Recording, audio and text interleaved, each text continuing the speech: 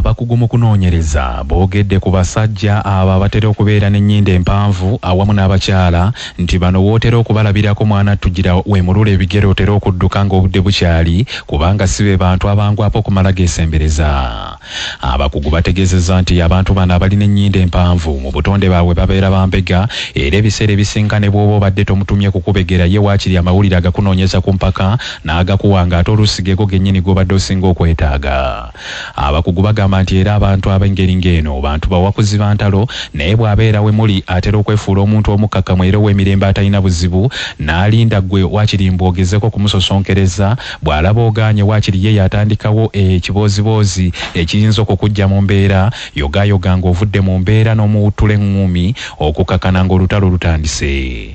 Baagala nnyo okweyambisa amateeka buli kiseera ate amateeka oluusi bwe gagaana okubeera ku luuyi lwabwe waakiri batera n'okukola olutalo mu kkooti okukakkana ng'ebintu ne bwe biba tebibagendedde bulungi tebatera kukkiriza nti bawanguddwa era kino kiyinza okubaviirako embeera ey'akazigizigi n'okutandika okutondawo embeera ey'olutalo eri abantu abalala bonna.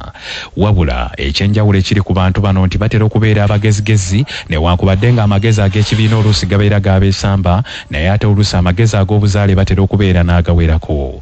Bannaffe amawulire ag'obudde buno bwe gatyo bwe gagenze mugira mubaayo.